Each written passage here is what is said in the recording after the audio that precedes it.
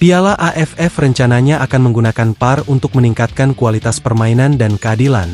Tapi Vietnam menjadi satu-satunya tim yang menolak penggunaan PAR di turnamen ini.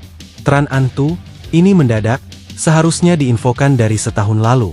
Federasi Sepak Bola Thailand ingatkan Indonesia dan para supporter, agar tidak cari celah jika nanti kalah di Piala AFF.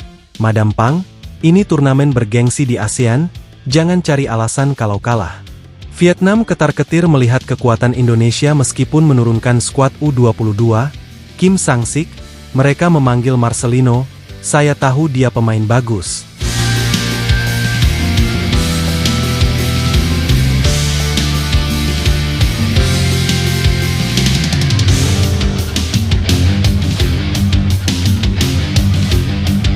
Federasi Sepak Bola Antar Asia Tenggara atau biasa disebut AFF, rencananya akan menggunakan teknologi PAR untuk setiap pertandingan di turnamen Piala AFF 2024 ini.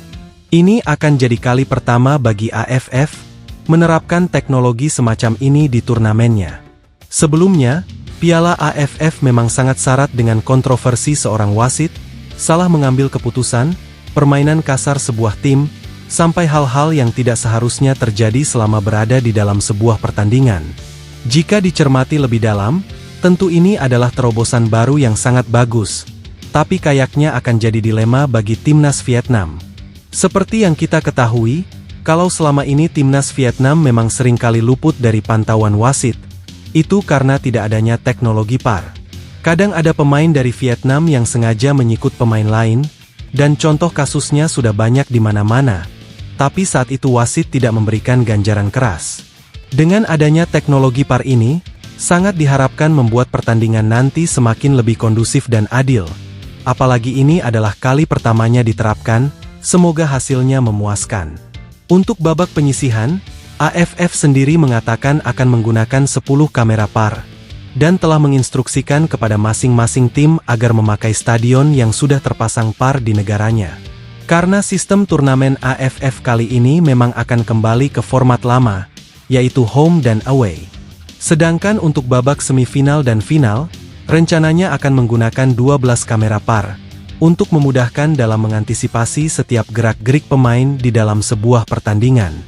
Namun yang menarik saat ini adalah, saat petinggi dari Federasi Sepak Bola Vietnam nampaknya menolak dengan penggunaan PAR ini.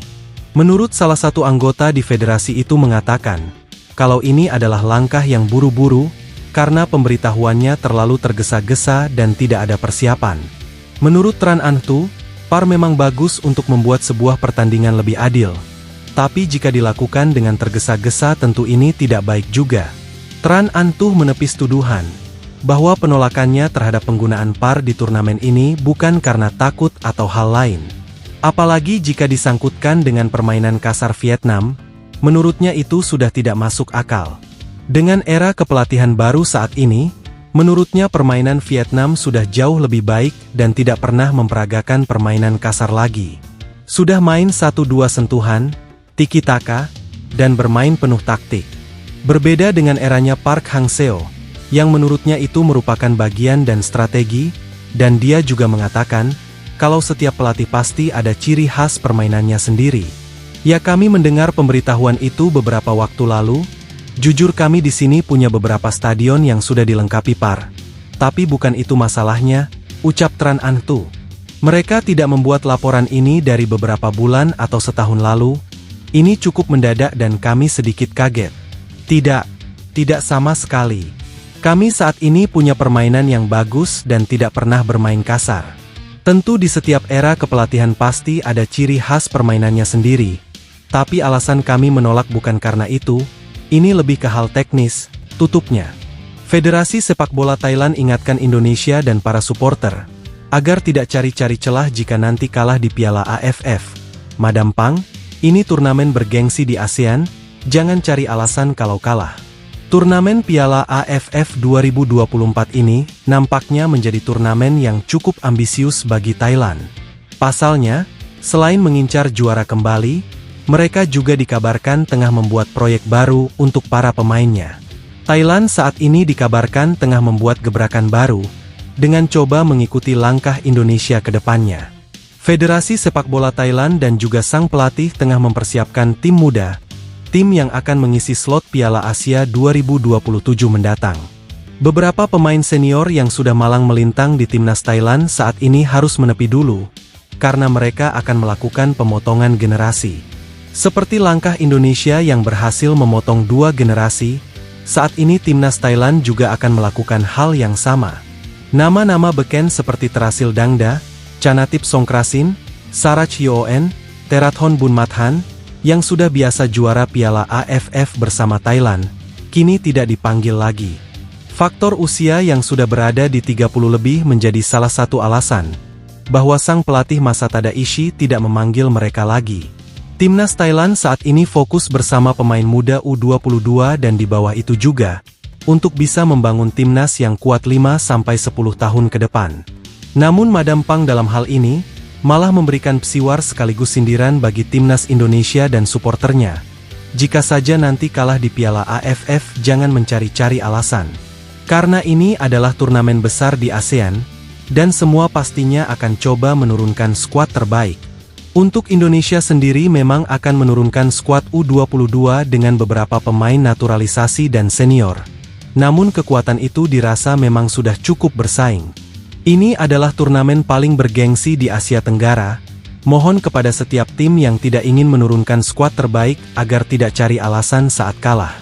Beberapa supporter masing-masing tim di turnamen ini kadang hanya cari alasan saat tim mereka kalah. Itu tidak bagus, ucap Madam Pang.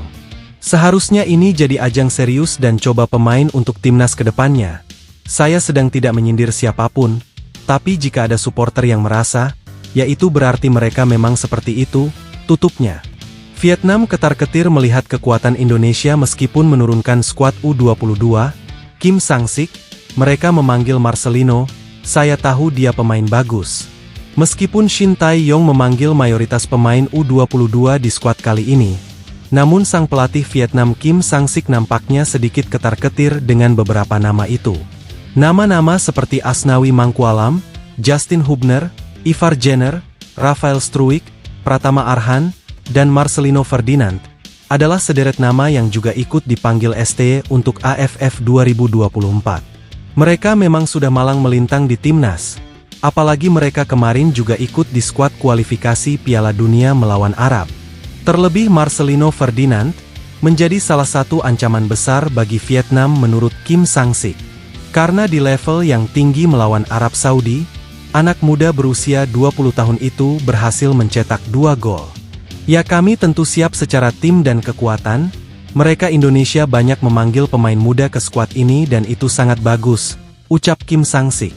Semua pemain mereka berbahaya, tapi dia Marcelino Ferdinand adalah pemain muda potensial yang akan merepotkan kami nanti. Dia bermain bagus di babak kualifikasi dan cetak 2 gol, dia akan jadi masalah bagi kami, tutupnya. Wah gimana pendapat kalian guys?